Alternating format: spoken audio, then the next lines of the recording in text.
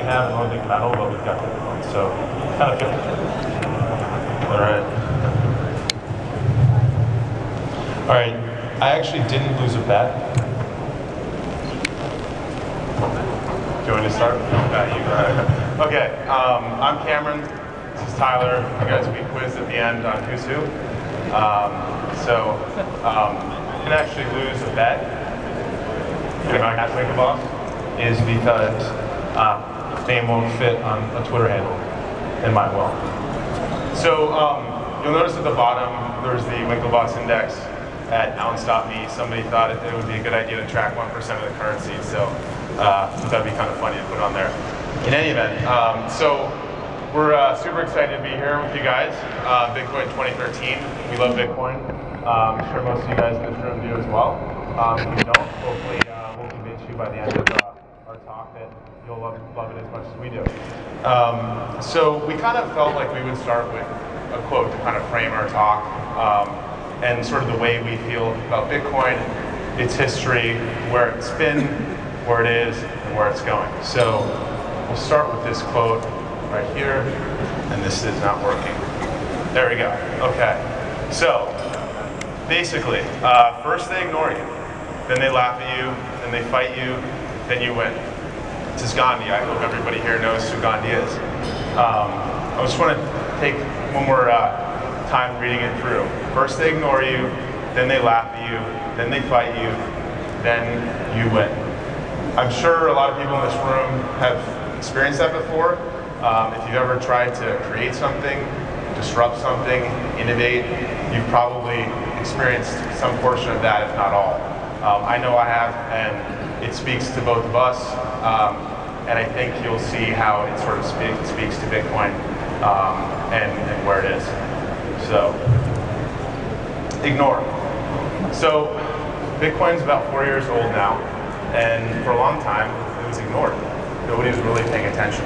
On January 3rd, 2009, at 18:15:05 GMT, the Genesis block was introduced into the world. And yet, nobody really paid attention other than a few people. On January 11th, 2009, version 1 of the Bitcoin client was introduced. Again, nobody paid attention for the most part. Then on January 12th, the first transaction occurred in block 170. Again, nobody paid attention. Then on May 21st of 2009, something truly momentous happened, but still nobody paid attention. So Tyler, what was that thing? I can't remember exactly. Can't remember? Okay. Well, some of you guys may know what it is. I know I'm going to get it when you tell me. I know. Okay. Pizza. I'll end the surprise. Oh. Okay. The first pizza transacted for 10,000 Bitcoins. And yet the world didn't really pay attention. Had you paid attention and been the person with the pizza, you would have made $1.25 million by today's price. Pretty awesome gain on So the that's pizza. got to be a Guinness Book of World Records for purchasing food, right? Yes, I would think so. Okay. So that sort of indicates how little people were paying attention. Because I should quit my day job and become a pizza shop. I would think so. Okay. In any event, I guess I missed that one. so the turtles are paying attention, but that's about it. Okay, so enter this year in March, and all of a sudden the media starts picking up a lot of buzz, starts talking Bitcoin. You really can't miss it. You start hearing it in coffee shops, and every time you're on any sort of TV or financial show, everybody's talking about Bitcoin. And so what exactly happened? There was this little itty bitty island in the Mediterranean that was causing everybody to basically talk about Bitcoin. How many people actually knew where Cyprus was or that it actually existed before March?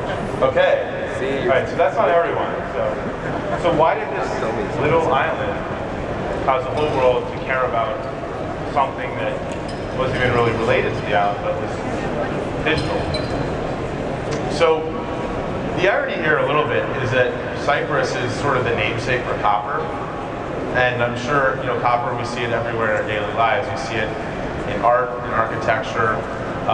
It's in wire, so it's used to conduct electrons, and it's also used to conduct transfers of value via currency from the Romans to the Swedes to today the U.S.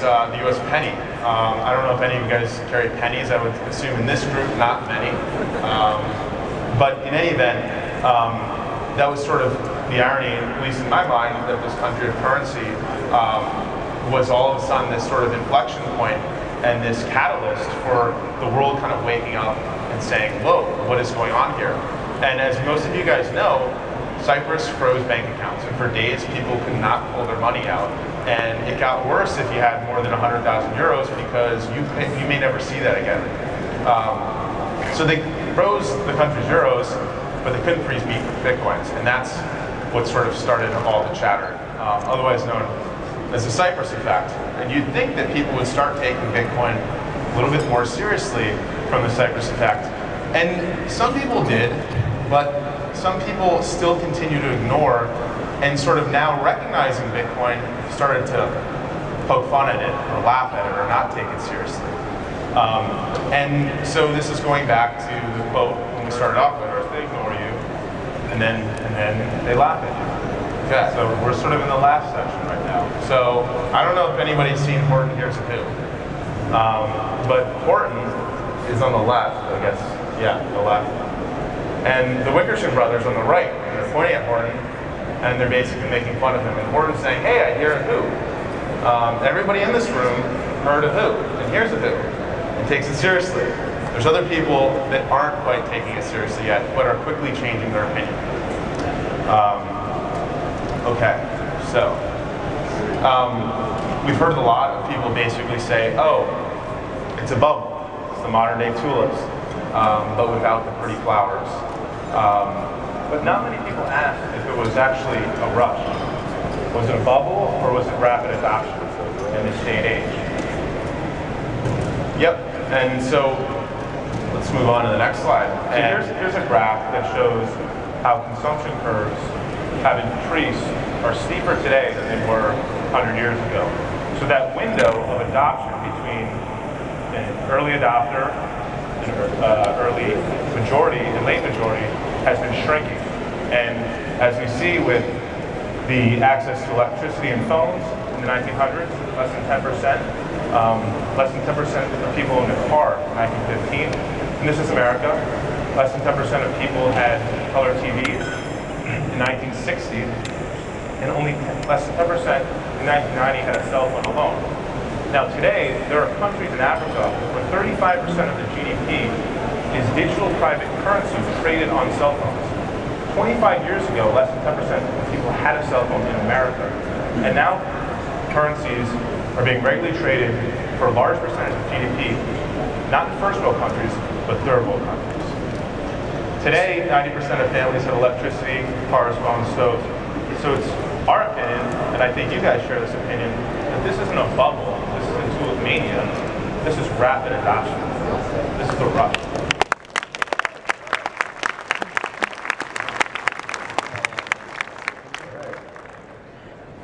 So let's look at the numbers again, because the numbers don't lie. And a lot of people, a lot of pundits want to get on TV and talk about words and throw them around, but let's look at the numbers.